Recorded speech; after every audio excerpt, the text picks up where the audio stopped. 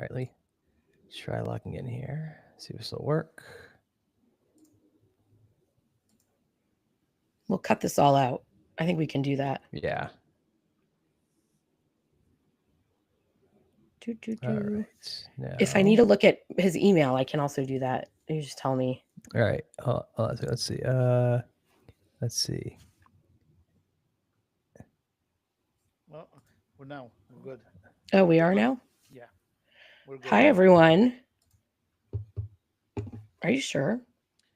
Yeah. Oh, we're live. We're on. We are on. Oh my gosh, we did it. We figured it out. Do you remember? Tal, remember the first few times? The first few times we tried this, like in 2020, when COVID started, and we did our little coffees with Thad or whatever we called it. Right. Remember that show we had? We've screwed up every week. I mean, we've come a long way. Oh no, we haven't. We're exactly where we were in 2020. You're right. We've come nowhere. It's not like there's no one can help us. I mean, like no one knows how to do this in America. We're literally breaking barriers here, getting 3 people on Facebook. I mean, that's something. I hope he doesn't hear about this, Elon Musk. He'll be very disappointed that he wasn't the first one to think about this.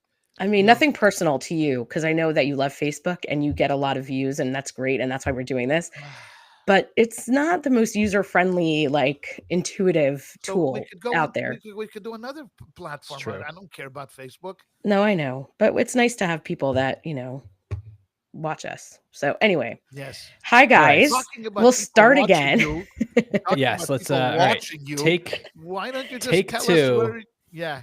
Tell us where you were last week and talk about people that are watching you. Yes. Okay. So I was in New York. Jay, not us. Yes. No, not us. Her. They're watching her. No. I was in New York and in Boston, and you'll actually block us out, I've heard. Oh my God. I didn't even tell them about you guys. Okay. I'm like, it's just AI. I do the whole show. Yeah. Yeah. But I met some really nice people who love education and told us how much it means to them. And that meant a lot to me because, sometimes you feel like you're just talking into a microphone and you don't know who's listening. So it meant a lot to hear that this means something to people. And I really appreciate that. So anyway, just wanted to give a shout out to those people. Yeah. How about you guys? Everything okay? We got a message. Oh, we got a message from we got a message from Hi, Jay. Well, no, a separate message. I got a message on Substack saying that my nose was stuffy for last call podcasts. Oh no! And they heard me sniffling, so they asked me to stop doing that. So who was that? Now it's my turn. I'm really stuffy this week. I'm not gonna name names, but I will say I've made every effort today to. You took clarity. Resolve my nasal issues for this. That is hilarious. This episode. Shoot, you didn't do what I did before this episode, which was because I'm not feeling so well. So I went into the bathroom, steamed the whole thing up, and hopefully I sound okay for the rest of the episode. You sound great. But I sound good. Okay, good. Well, as good as usual. Jay sounds great. Okay, awesome. Everybody loves the kibitzing. Come on. Yeah. Tell us about the kibitzing that we do among each other. People like that. Yeah. So I had a great week. I was at a Hillel conference for 4 days, which was awesome. And then I was in New York where I saw a lot of friends and family, and now I'm home. No plans to travel. So you're stuck with us now weekly because we kind of were a little off schedule, but now I think are we all around now for the next foreseeable future? I mean, the two of you stop gallivanting around together, and get down to work like we have to do. I mean, maybe we'll get something done. You the two gallivanters. That's right. And the rumor was there was an education party in New York. Oh, I'm sorry. No, it's not. It was not an education party. No, it wasn't education. We were the Substack. We were the Substack. That's right. But Jay and I did hang out in Boston, so that was nice to see you in person. Yeah, I understand. Kylie took you to where she first made her big debut, coming out into the public at the Chabada's 491 Commonwealth Avenue. Yes, she was maybe about 2 years old. 2 years old maybe 2.5. And we used to do Friday night services there, and Chaya was the waitress. She would deliver all of the fish to everybody, and then at 2.5 Wow. days, she was a public service. So Wow.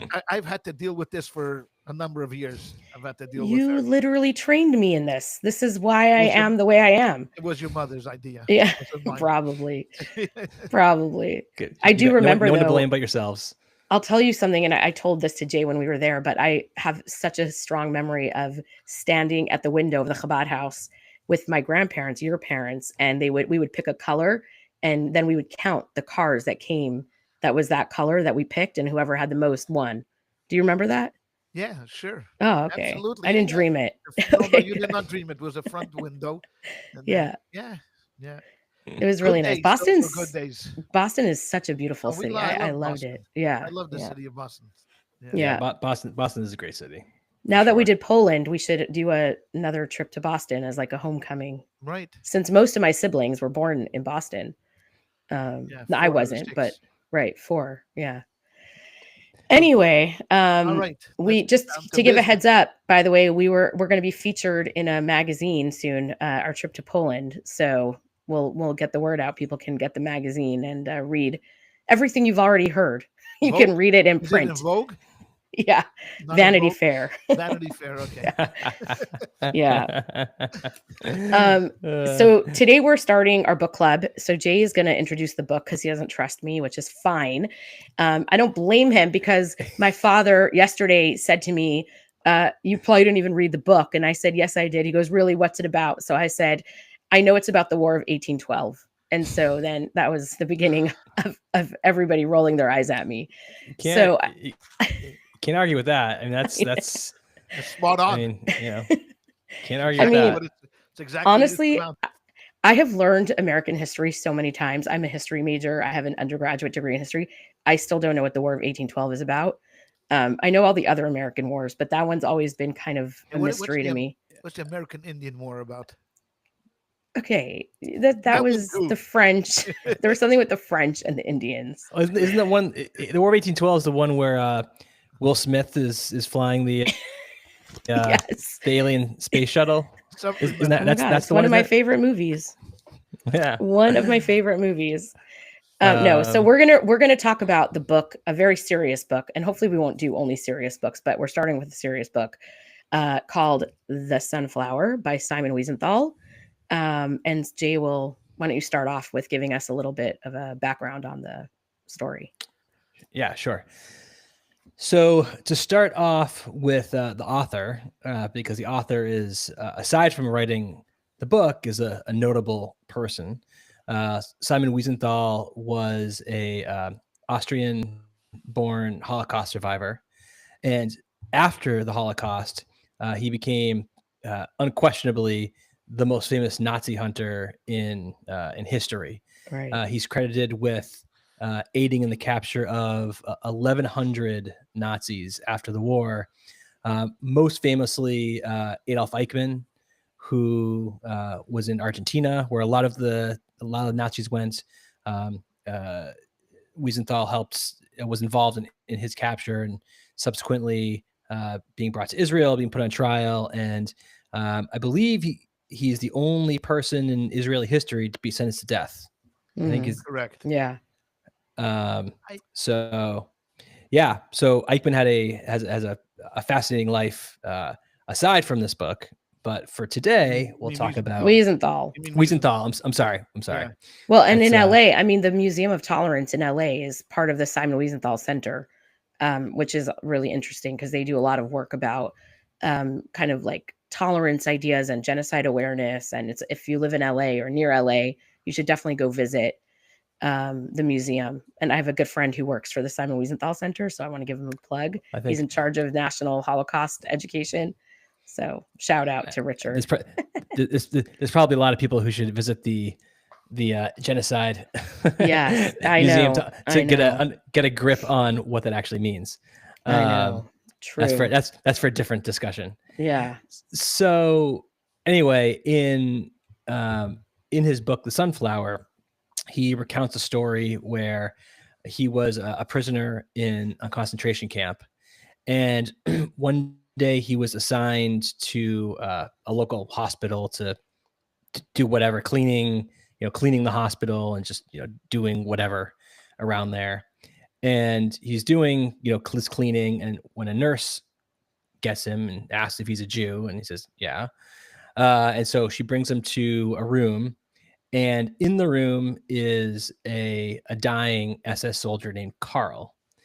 And he sits down next to Carl, and Carl proceeds to tell him a story about something he did that involved there were several Jews in a house, and the Nazis machine gunned the house, threw grenades in the house, and set it on fire. And so obviously everyone inside was killed, and he was feeling guilty about that. It was like hundreds of people. Yeah. Yes. Some of them jumped off the building, and Right. etc. Yeah, that family, the father, the son, and the kid. Yeah. Jumped out of the window. Yeah. And so he was on his deathbed, and he confessed, such as it was, to him, and he asked for his forgiveness before he died, and Wiesenthal said, "I can't," and left. Right. And so later on, he had discussions with some friends around this, and later he sent the story to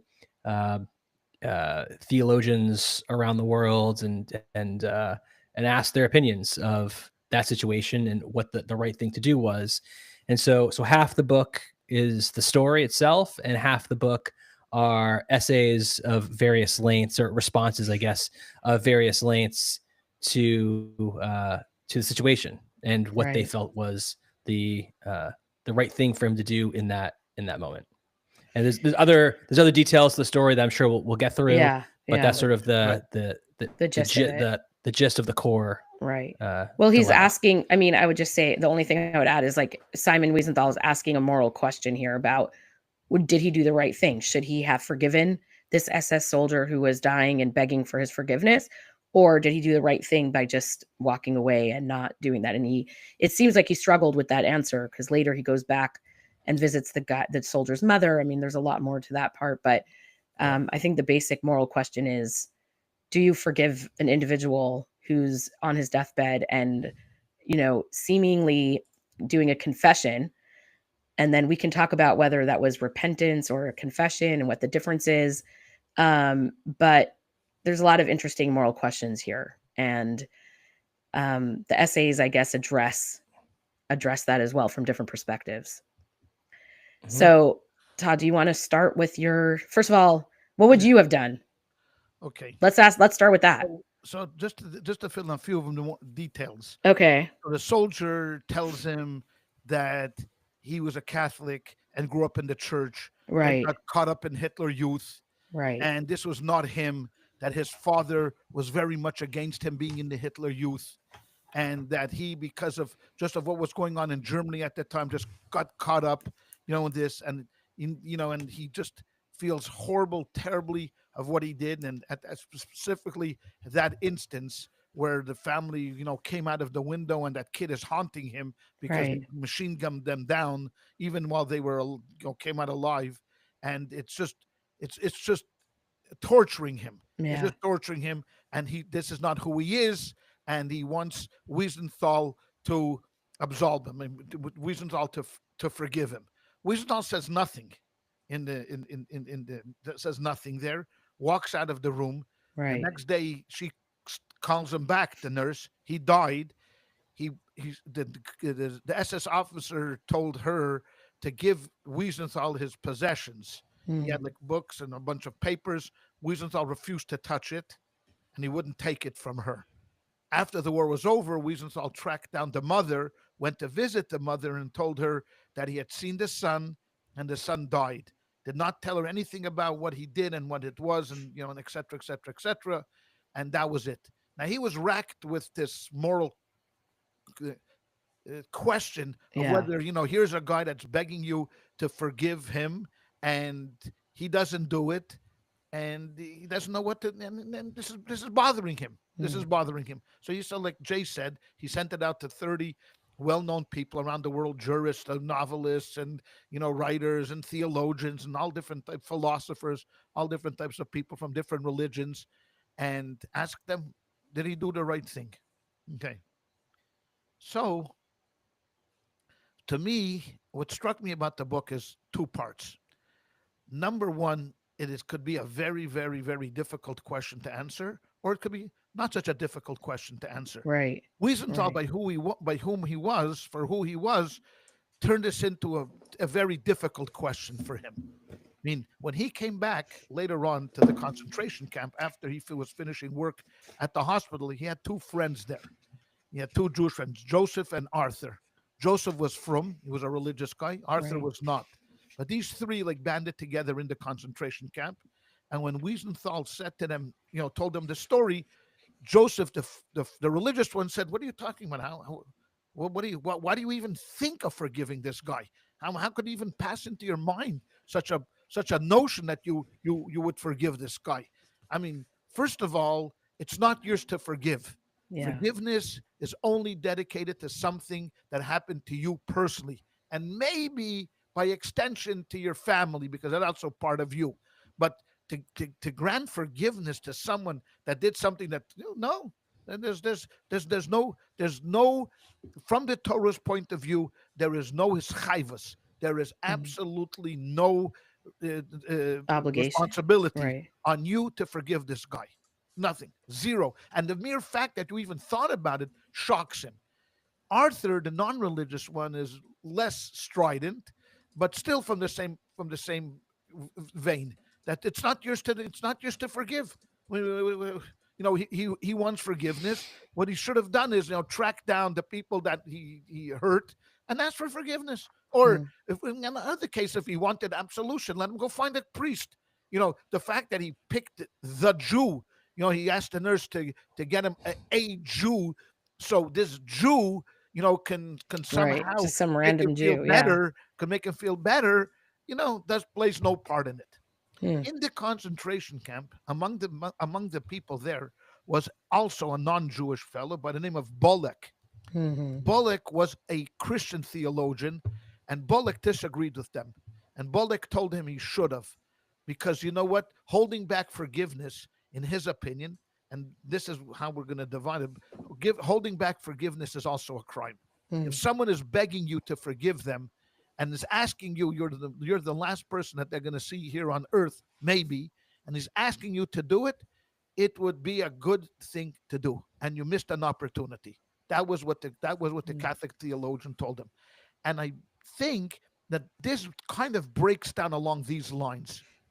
When he wrote to the Jewish, thinkers, the philosophers, the authors, they were of the same. Most of them were on the same page. That it's not for you.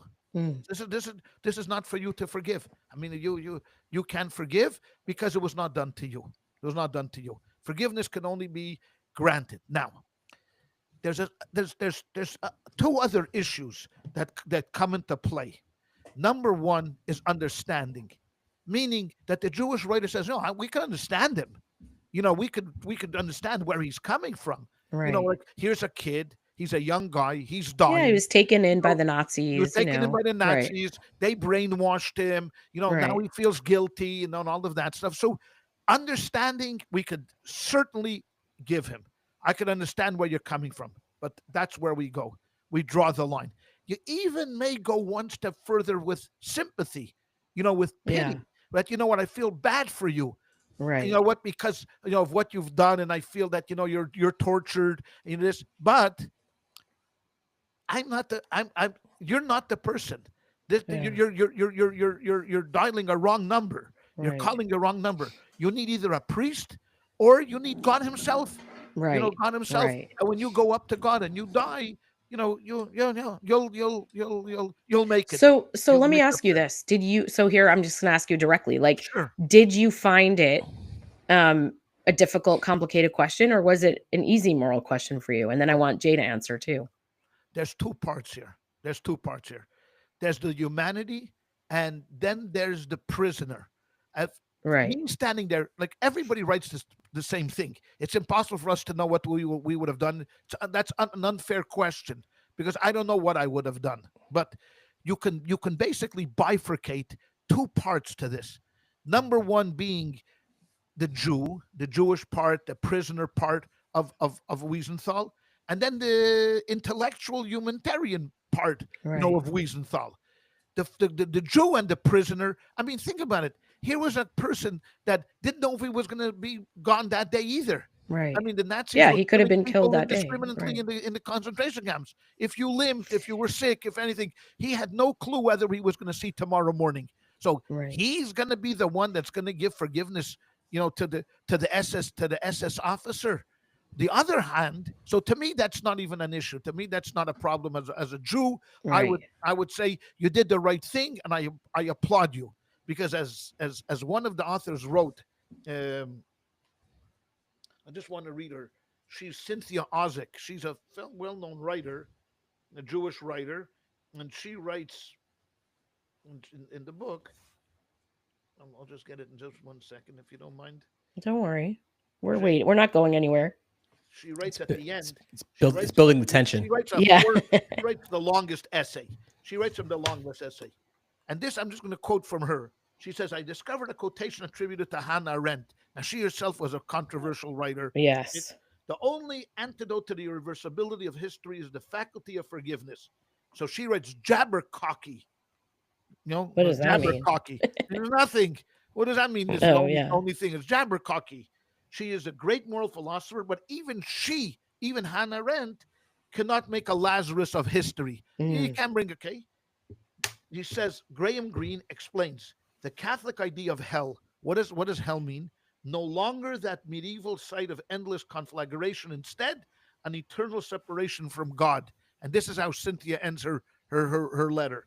Let the SS man die unshriven. Let him go to hell. Sooner to fly to God than he. Now, what happened? Why does she reference a fly? Because a fly flew next to his head, and Wiesenthal shushed it away. He scurried away, and the SS officer said, "Thank you." That's where the fly comes in. She says, "Better to fly closer to God than this guy." Right.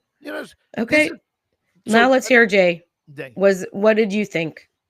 What was your initial reaction to the question? Sorry, I had an internet glitch there. Did you ask me a question? Yeah, I did. Oh, sorry. No, it's okay. What was your initial reaction? What do you think? What would you do? How would you answer Simon's question? I guess it's a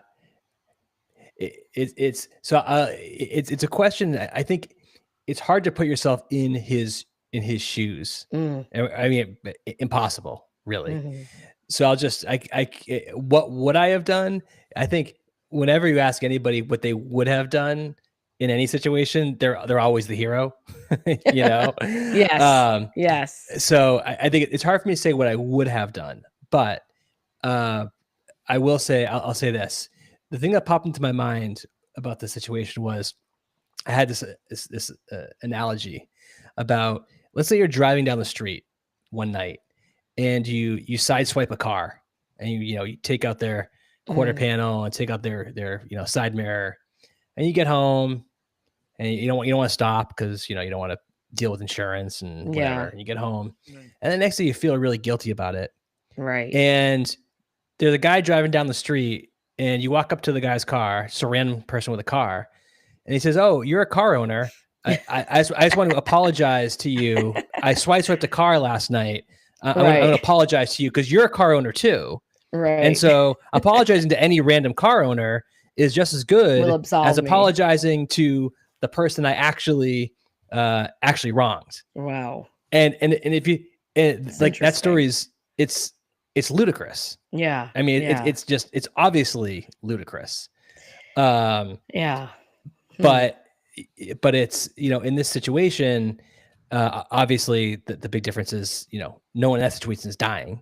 Right. Right. Right. But how much more so? Right. It's the same, but it's the same concept of, can you just randomly pick out any person who fits this category roughly of people you wronged and have them absolve you for all the wrongs against that class of person. Right. It's just it's silly. Yeah. And it's patently silly.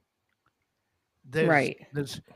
I think he gives a great lesson. Abraham Joshua Heschel. He's a great theologian, great thinker. He was one of the people that was asked and sent back an answer in the way, Hasidic rabbis would send it back in a story. A story, right. He sent back a story.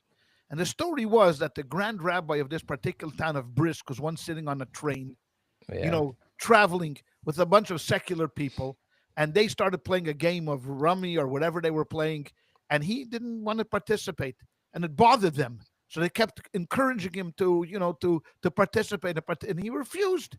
He kept refusing, and they kept urging him. Well, finally, it got to the point where he was such a nuisance because he was just sitting there and he wasn't playing, and then it was bothering them to no end that they actually picked him up and they put him outside the car of the train. Oh my gosh! So they humiliated him. Okay, they come into town. Waiting at the town, there's hundreds of people waiting for the grand rabbi of Brisk. They see it. One of the guys who was a Jewish guy is overwhelmed with regret. Oh my gosh, I can't believe it. He runs over to him and he at the train station starts crying and pleading with him, please forgive me. No, he refuses to forgive him. He goes home and this guy comes in and he's at the shul and he's crying and he absolutely refuses to forgive him. Finally, after a few hours, one of the sons of the grand rabbi comes into his dad and says to him, Dad, the man is outside. He's beside himself. Why don't you just forgive him?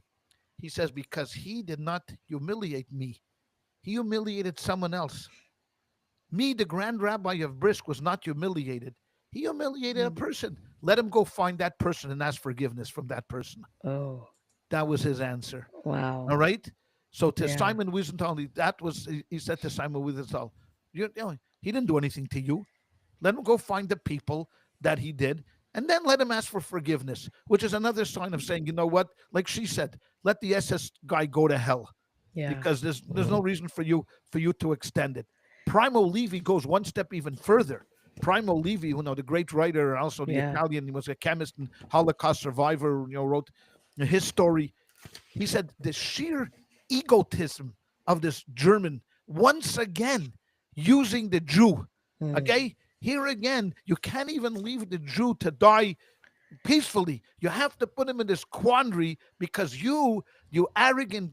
I don't want to use the word. He doesn't use it in terrible words, but he said here again is the arrogance of this SS officer, thinking that a mere 2 minutes of reflection that he is going to, cry and say, "Oh, I'm so sorry for what I did." But once again, it's the Jew that's being used over here. But don't you think there's, I don't know. I thought of this when I was reading it, and I'll be honest with you, I did not read all the essays. I didn't do my full homework assignment. I did like 60% of the homework assignment. But there is a difference between how Jews think about confession and regret, right? And he's not a Jewish guy, this SS officer. Like for me, to be honest, I didn't say this yet, but like for me, this was not a hard moral question. I don't think Simon Wiesenthal had any agency to forgive this guy. Especially when you read the book and you read about his experience in the concentration camps and what everybody was experiencing and what happened to his family, it just heightens, for me at least, the absolute inhumanity of what the Nazis did, right? So I don't think Simon Wiesenthal had an ounce of agency to be like, yes, I forgive you. But the only thing that I did think of was that we don't really have this kind of confessional before we die type of thing, even though we do have a form of it, but we're not Catholics that like, if you just say what happened and, you regret it, that there's some form of forgiveness. So I think there's like a an imbalance between Simon Wiesenthal, a Jew, right, and an SS officer, a Catholic, who are coming at these things from a very different way. No, they make it quite clear. The Christian writers, especially the religious Christian writers, write that, based on Christianity, one of the most fundamental ideas in Christianity is forgiveness. No matter to whom, no matter to what, no matter to where. Forgive and forget. Because Jesus himself on the cross You know, Yeah. what did Jesus say in the New Testament? Forgive them, for they do not know what they're Right. doing. Right. Even to himself, that no, when people were hurting him and killing him, he was already all about forgiveness. I So just don't. I can't so, accept that. so it's I just. easy, but I think it's. Yeah. But they also write. Make no mistake, like one of them, I don't remember exactly which writer wrote. Don't think that it's only been the Jews who have suffered, and not to belittle the suffering of the Right. Jews. No, I But understand. Christians have also suffered. We've had Right. martyrs for the first 300 years of Christianity. There were thousands of martyrs in Christianity. So it's not like we haven't been in the position of martyrdom. It's Right. not always been that the Christians have been the perpetrators. The Christians themselves have been, victims of, of atrocities, and of murder. And they're expected, even at the worst case scenario, they're expected, to rise up, and to make forgiveness. Because if you don't, Right. it's a blemish on you. It's not the blemish on Right. the perpetrator. You're the blemish. Right. So to us, Right. we come from a completely a very, very Very different different. perspective. Yeah. Now, I was thinking, like if we had read this book 4 years ago, I would not have brought this up. But now that we're post October 7th, I'm Yeah. thinking to myself, what if I was an Israeli soldier Yeah. in Gaza? I Yeah. come into a tunnel and there's a wounded, there's Yeah. a wounded Hamas guy. Hamasnik. Right. There's a wounded Hamasnik. And he looks at me, he's a 20-year-old kid, and he says to me the same thing he said to this guy. He Yeah. says, you know what? I grew up here in Gaza. For 20 years, they've been pounding in my head the terrible Zionist, Right. the terrible Zionist, the terrible Zionist. I drank the Kool-Aid. I went on Right. October the 7th. I did horrible things. I raped a girl. I killed Right. a family, but now I'm dying and I need absolution. Please, you as an Israeli, what would you do? I'd shoot him. No. Right. I'd shoot him. Right. Because it's not for me. Now, does it make a difference who it is? That's another thought that came into my mind. Does it make a difference who's doing the asking? If Sinwar was sitting there and as soon as he No. opened his mouth, I shoot him in the head. I mean, to me, there's no question. If it's this kid of 20 years old or 18 years old who may have been a victim of brainwashing, who drank the Kool-Aid, should there be in these kind of circumstances some kind of a pass, somewhere where we can find some kind of of Humanity. I humanity mean, what? Like a to this thing? compassion. Like if Hitler versus compassion. this SS guy, I don't think Right. it would have been a question to Simon Wiesenthal if he was sitting with Himmler in the room. If Himmler was asking him, or Right. Eichmann was asking him for absolution or for forgiveness, I don't think that would be. But should there be, like a sliding scale between a private, this guy, grew up, caught up, versus, a hardcore, real One of tyrant the and sadist that there were in the concentration camps? It's another question that was brought up among writers, yeah. in the book.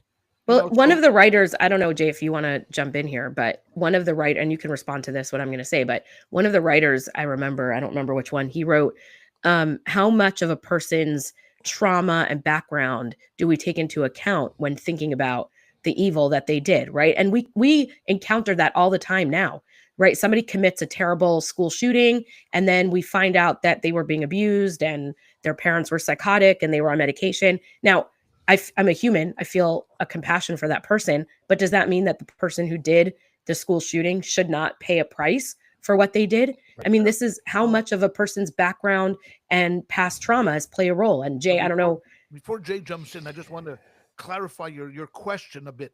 Yeah. You brought up two different issues now. One is punishment, one is forgiveness. Okay, one is punishment, one is forgiveness. Right, that's true. Forgiveness is easy.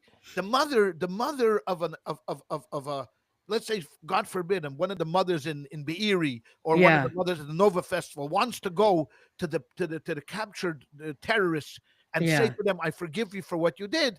Now that's one thing. Right, Israel is not going to say, "Well, look, the mother forgave the guy for so we should let them go." So we're going to let him go. No, right. Punishment is different. I'm sorry. Right. Go ahead. I lost my train of thought, but let me. I'll make a. I can remember. So to me, there are certain things that are just they're just unforgivable. Yeah. And yeah, of course, to some degree, you take into account someone's background, and we were all kids once, right? Right. Hitler was a kid once, right? Yeah. But at some point, at some point, you've passed you've passed a point where it's those things can be considered, and you just have to Right. look at your actions. What I think would actually be, to some degree, because to me, I agree with both of you. To me, it's a very clear case from my perspective that Yeah. they should not be forgiven. What I actually think would be, to some degree, a more interesting thought experiment would be, what if there was someone who was strictly passing papers, never Mm. killed anybody, but Mm. was involved in the the transportation of Jews to concentration camps. Never killed anybody, Right. but was only involved in the process of it. And then, like an Well, apparatchik. he was an Yeah. accessory. Yeah, an Number one, he was an accessory. accessory. Mm-hmm. Maimonides, what we talked about before, would clearly condemn him as being Mm-hmm. a victim, not a victim, but being an accessory and guilty of murder. So in that case, I don't think there would be much difference. One meaning no difference about the forgiveness part. I would not forgive him for what he's done. What he's done. The other issue that came up over and over again among the Jewish writers to Wiesenthal was the idea that he only did this when he was on his deathbed. Mm. You see, Right. this was very Right. convenient for him. Right. He was Right. there, he's dying, so why not ask for forgiveness? He didn't do this a week ago or 2 weeks ago or a month ago, searching out. One writer says, if he was really so, why didn't he just shoot in the air? Or why did he not have trouble loading his gun at that particular Right. moment? He Right. Like shoot. you could make other choices He along did the way. shoot the people. Yeah. So And there Yeah. and that there was were so and that's there another argument. and there were against Nazis who Nazi did again. that, There Right. were Nazis that did that. Yeah. Right. The- It's true. right? one I mean, Nazi now- in Christopher Browning's book, in Christopher Browning's book, Ordinary Men, where they're talking about the Einsatzgruppe, who were the people who just followed after the Nazis took over territories and just murdered all the Jews there. There were people there who were assigned to those groups who refused to Right. to do Yes. that. Yes. So there are examples of people who refused. Few. So Few. to me, it's not a lot, but there were people who did it. So it was an option. But to come back to that point that you just made, Rabbi, about the being on his deathbed, I think there's one writer. We talked about the writers that we've liked, and I'll talk about some of those people. But there were a couple of writers who I very much disliked their answers. Oh, That's yeah. good. And one of them was actually from Providence, Edward Flannery, who was like the head of the archdiocese in Providence. Oh. And one of the things he wrote was, he said, it is a cardinal principle of Judeo-Christian ethics that forgiveness must always be granted to the sincerely repentant. Yeah. So the question is, how do you know he's sincerely repentant? Yeah. Right. He's on his Exactly. deathbed. Is that Oh. sincerity? Right. No, And we're the way not God. The way Wiesenthal described it made it seem that the kid was really serious because he was telling him this whole story. Yeah, of but we how still he can't came from. know. Yeah. So we're taking, at least in this story, we're taking it Yeah. for granted that he was sincere, and that's where we divide. That's where we say goodbye. Right. To Right. to this notion. I mean, as a matter of fact, if we could drive the point home even further, among some of the writers asked the very question: is forgiveness in general a sign of condoning evil? What exactly do you want me Right. to do? What do you Right. want me to do, Carl? You want me to say to you that it was okay? I That what? know. That you're a good guy, that you want to go up to heaven with a clean slate. So when you come before God, God is going to say to you, "Did you make amends?" And you're going to say, "Well, Wiesenthal forgave me." What exactly is it that I need to do with this forgiveness? Condone it. So by actually giving forgiveness to you, I'm actually condoning what you did to this family. So I'm not going to forgive you for this. It's interesting you're saying He that didn't because say that, but That's what some of the writers brought up. Right. No, and it's interesting you're saying that because I'm like a kind of bleeding heart sometimes. And I started in the beginning of the book because I knew where we were going. I've read this book before, but I was like, a little young guy. Carl was probably my kid's age, God knows if they got caught up in some, crazy thing. And I would want someone to have compassion on them, God forbid, in that situation. But then you read the stories that Simon Wiesenthal writes in this book. And he writes one that about how they told the parents in one of the ghettos to bring their kids to the kindergarten because they're going to get extra food. And then the Nazis took all the kids and murdered them. The parents literally brought their kids to kindergarten thinking they were going to get them extra food. And then they murdered all of them. And I thought to myself, no, like I don't, there's nothing, my forgiveness is meaningless here. This is between the Nazis and God. Like no human being, I'm sorry, but there's no human being. I don't care if it's Moses. I don't care if it's Jesus. No one can forgive what they did to humanity. I mean, they can't. It's only God. And so I think it's like, they would like us to. Yeah, but I don't, we're not. To forgive and forget. And certainly now in Germany, they Yeah. would like to do that. Like, okay, you know what, this happened 80 years ago. It wasn't us. It wasn't them. It was this and that and all of that stuff, Yeah. to do that. But the bottom line is we come from a completely different worldview in Judaism. Maybe it's because we've been victims so long that we've hardened our position on this idea of forgiveness because we've been the victims. Now that we're who knows? No, but I could see the humanity part of it, where Wiesenthal was standing in the room as a person. No, I don't see it. Maybe I'm mean.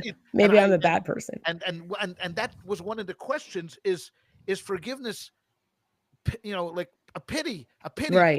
Right. I mean, you're not really forgiving him, but you feel so bad for the guy. So you want him to die, on that, even though it's meaningless. Right. So on that, I'm going to come back to this guy, Flannery again, because he wrote, of all the things in the book, there was one thing, there were a couple things, but this one in particular just stuck out in my mind as I almost threw the book out of the window when I wrote this. When I read this, yes. So he wrote, it's a very long paragraph, but at the end of the paragraph he says, if Carl were to extend the scope of forgiveness to collective proportions and should die in this happy illusion, where would be the harm? Yeah. And I just where like the harm, the entire, so the harm is that you fortify the belief that you can do literally anything you want in your life and be forgiven. Right. So it literally doesn't matter how you treat anybody because forgiveness is always at the end of the road. And I just thought this is such a warped perception of how humans should interact with each other and with God. It was just just ludicrous. No, it's there were a couple of lines in the book. I don't know if we could get so granular, but I just wanted to share one that I don't know, this really struck me. They're talking about how difficult their life was in the camps, and Simon's describing it, and he quotes somebody as saying, and I just to give a little more context, he's saying I don't know when I'm going to die. I don't know when Carl's going to die. And then he says the following: only another half hour till freedom, but only a quarter of an hour till death. And I don't know, that line, it really, you're so close. You don't know. I mean, they didn't know. Every day they thought maybe today's going to be the end tomorrow. They were trying to get little pieces of news, but they were closer to dying than they were to living. And in fact, all of his friends that he mentions in the book end up dying in the Holocaust. So it's such a real story about humanity and how I don't know, it feels so corrupt to think that Simon Wiesenthal, I find it unfair. Carl was unfair to Simon Wiesenthal. And I think he felt that way. He wrote that. Yeah. They wrote He's like, why are you giving me this burden? I don't want this burden.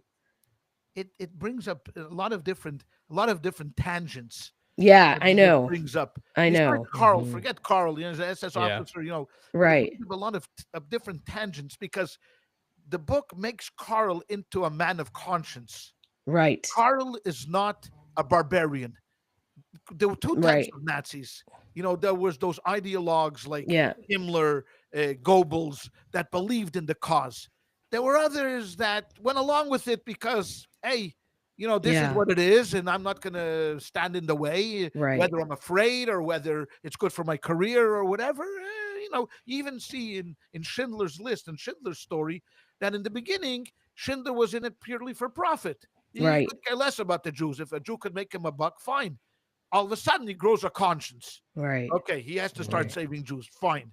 So you see that there were among the Nazis themselves, there were these two types. There were those barbaric sadists in camp, like kind of lays the story that like basically tortured people and enjoyed seeing the torture of people and doing that.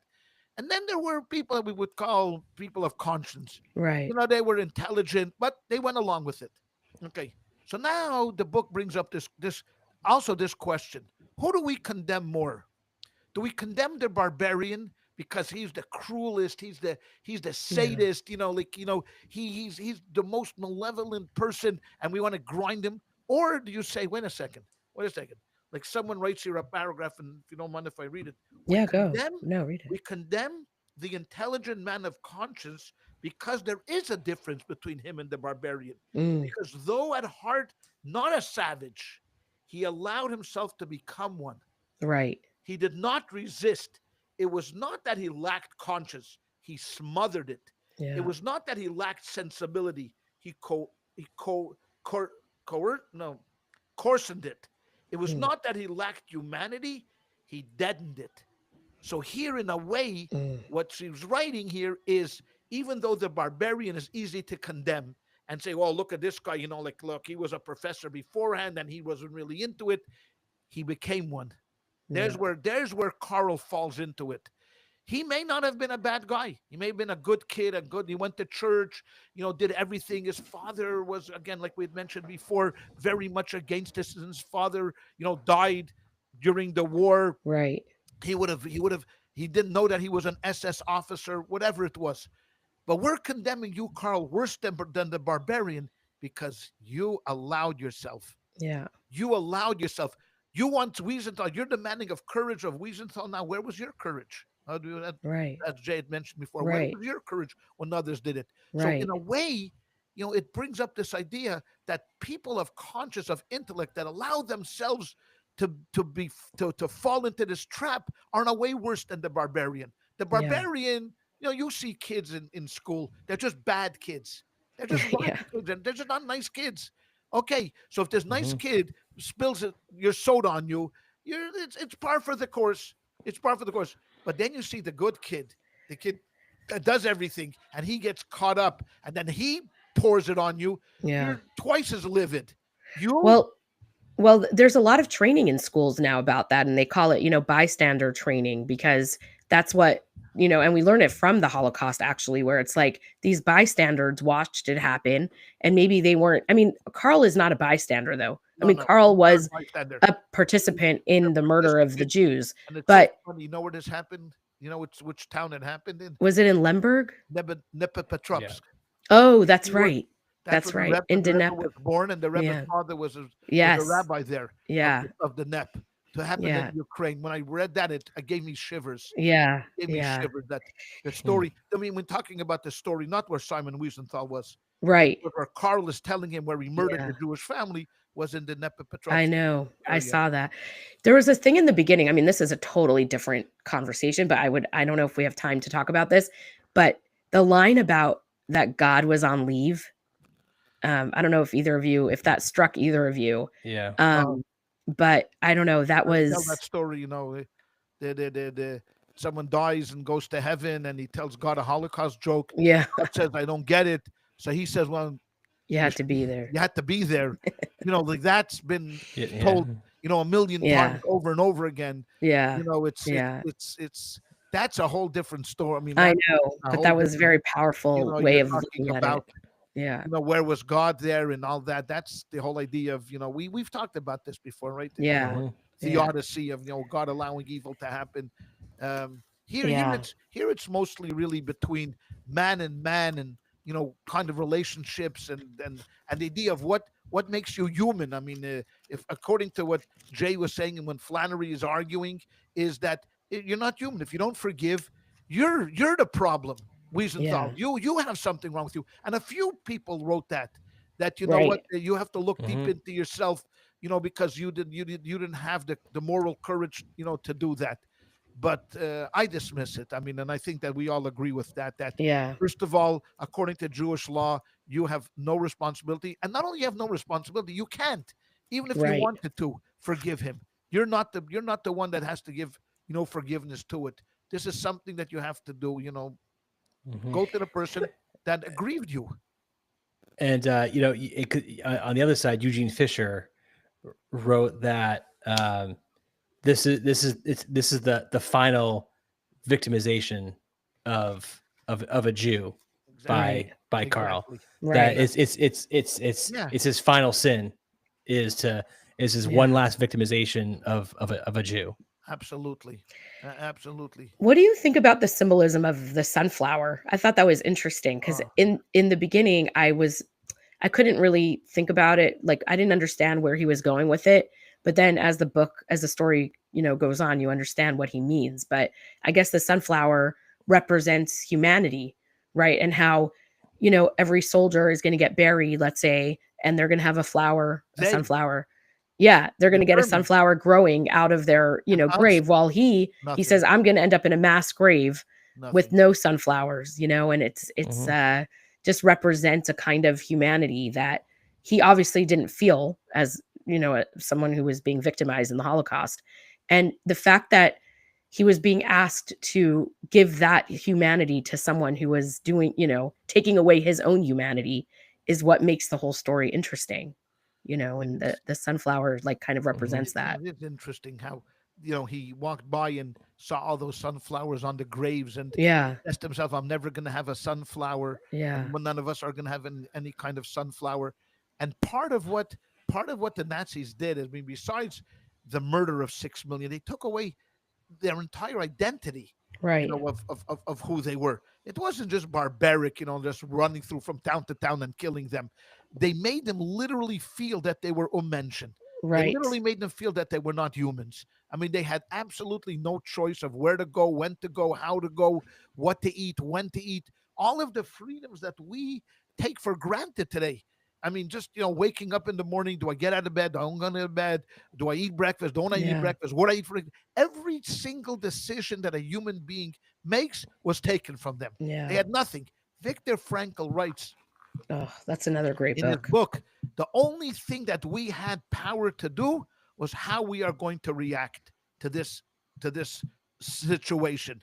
Were Yeah. we going to just buckle down and just acquiesce, and that Mhm. means you were dead? Or were we going to go to even if we're going to our final deaths, even Yeah. while you were walking towards the crematorium, how are you going to walk? That was the only thing. Right. The only Right. thing the Germans could not take from you was how you are going to decision that you made and how you are going to react to certain experiences. Right. Think about that. I mean, and it's just mind-boggling that this happened. 10 years before I was born. This Yeah. didn't. This did not happen in the 1500s. You This know, didn't you're happen old. in the. Yeah, I I'm just know. kidding. I'm I just know. I'm kidding. old. I know, but No, it the day I happened. realized that the Holocaust was 35 years before I was born Yeah, it's was not insane to normal. me. I'm like It's 35 years. That's nothing. Like listen. how? Yeah, You knew It's people it's that lived crazy. through this. right, that right. that's the scary part I here, know. I is that know. as the Holocaust survivors Um, slowly but surely disappear, the Yeah. rats and the rats are going to come out of the sewers to deny this whole thing. That couldn't have happened. I want to can I Jay, were you going to say something? Sorry, Jay. no, go ahead, go ahead.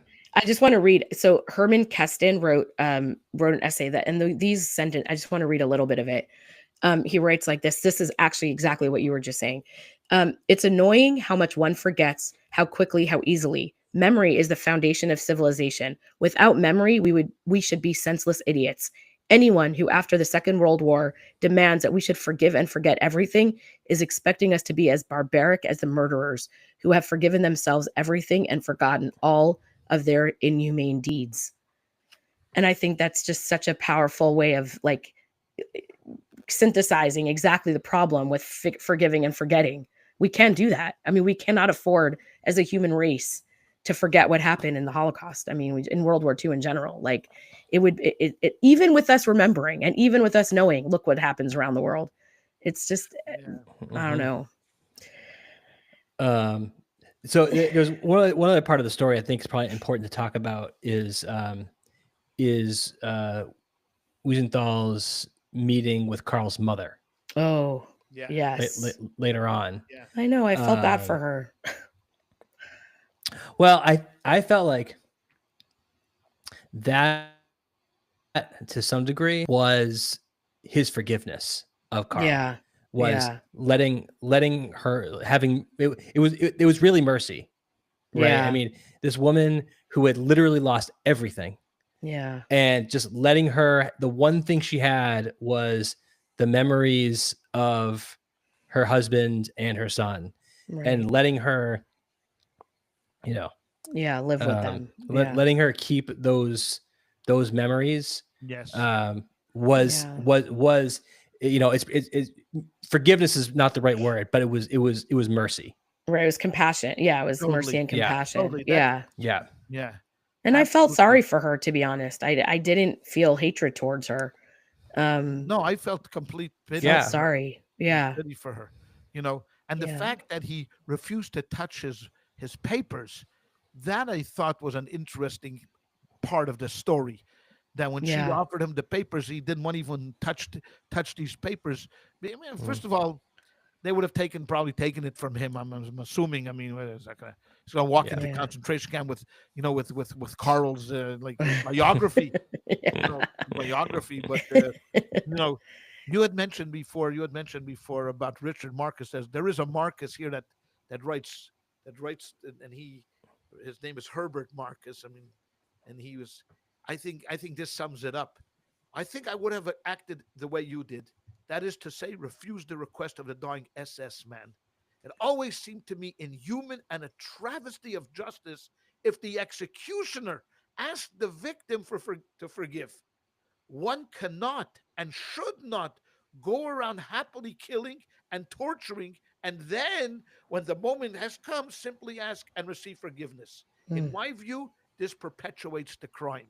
I think that sums it up for the Jewish perspective on it. Yeah. Because other Christians have written differently. I would have, I should have, he should have, whatever. But I think that he rose it up, that it's a chutzpah for this guy to have asked a Jew for forgiveness. Killing, and then you go ahead and you ask for forgiveness. I think that sums it up. Yeah. It's a remarkable book. It's a great book. It's really special. And I just want to make one other point that is probably unfair of me, but I will say it anyway. That I read a book maybe a year ago or so.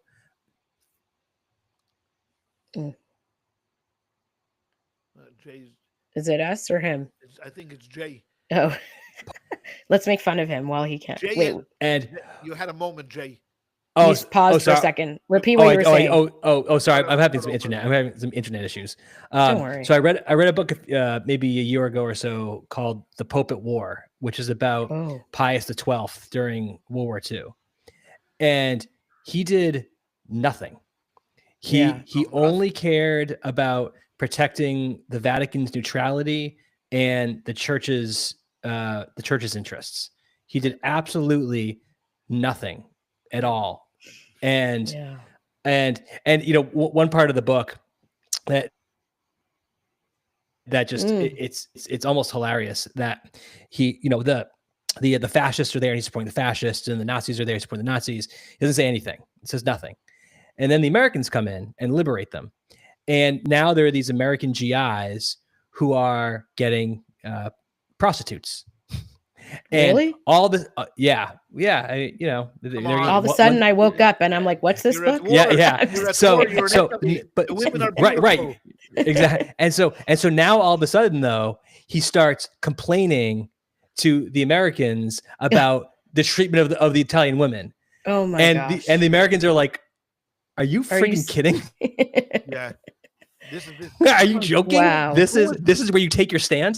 Yeah. And so That's I guess interesting. the point of my story is I found it very hard to read the Catholics' response to this situation, and criticizing Wiesenthal, just knowing that whole history and knowing that what right do they have to criticize his his actions in this situation when their faithful did nothing to help. So they're in no position to criticize. The first agreement I think Hitler made was with the Vatican. I think he wrote the first treaty was with the Vatican before anything else. So yeah. Okay. Let's well, can we on that note, Anyway, can we make yes. like an agreement that the next book or the next thing is not Holocaust it's related? not going to be Holocaust It will not be. related. It will not Nazi be. or Poland. No. 3 words No. should be excluded from the next 4 podcasts. I Yes. know. No. I know. No. Please. I People know. are going to start thinking, well, this is a Holocaust podcast. Well, anything about the Holocaust, just come here, we'll tell you everything. We should actually say we have a long list of books that we've identified to do. It's going to be funny. Like, can we pick a Woody Allen book? And very few of them. Like a That's a Woody good Allen idea. comedy book and just go over it. Yes. Regardless that he married his daughter, but who cares? Come on, it's not indiscretion. I mean, is anybody going to hold it against him? But Well, if people can send us ideas, if they have an idea of a book they want, that's not Holocaust related. Holocaust. Yes. Yeah. Yes. It will not be. Yes. It will not. It will not be. It will not be Holocaust. Have Have you ever read the book As a Driven Leaf by any chance? Oh yes, I've seen the book. It's a book about Elisha Ben Abuya. What's his Yeah, name? I've seen Elisha it. Ben. What's his name? Elisha Ben Abuya. Yeah. Yeah. Yes. Yeah. Elisha Ben Abuya. Yeah. It's a great book. It's his name. I know. It sounded Acher. weird. We It call sounded him- weird call for a him second. Acher. But I was just Yes. thinking that could be an interesting book to That could be read. an But interesting book. we have other books that we're We gonna. have to have something a little uplifting, a little bit uplifting, something Yes. uplifting. But Yes. but No. as it always works, Hitler in the 30s realized that one day he's going to have to face down Winston Churchill. Churchill was not in power at that point, Right. but he knew that down the line somewhere he had this inclination that Churchill is going to be his biggest adversary. So he sent in a guy to test out Churchill just to see where Churchill's head is. And he came to Churchill, and this is what Churchill said to him. Churchill said to him, go tell your boss this, that anti-Semitism is a good starter, but a terrible finisher. Mm. That's what he said to him. That's so Tell him good. it's a good starter, but it's a terrible finisher. That's really good. And that's the way it ended. It started that, he got a lot of popularity by being an anti-Semite, but at the end of the day, it brought him down, and good riddance. On our last Ask a Jew episode, Yael said, we're so desperate for love. The Jews are so desperate for love that if Hitler would wear a hostage pin, we'd be like, oh, look who's wearing a hostage pin. We're so pleased that he's wearing a hostage pin, that he's invited to our Shabbat dinner, That's true. I wouldn't. Not him. I know. Not I'm him. joking. I'm relaxed. I'm I just know, joking. I know. But it was All funny. right. All right. Okay, if you have questions, comments, you want to unpack your feelings about the sunflower, please write to us at edJEWcationpod@gmail.com or on our Substack, edJEWcationpod@substack.com or Twitter. We're on X. We're on Instagram. You can find us anywhere. Yes, we're everywhere. So please write to us if you have something that you want to say about the sunflower or about anything else.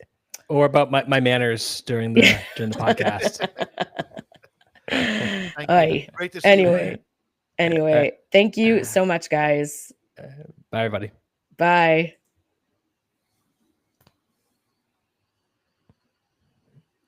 All right. Okay.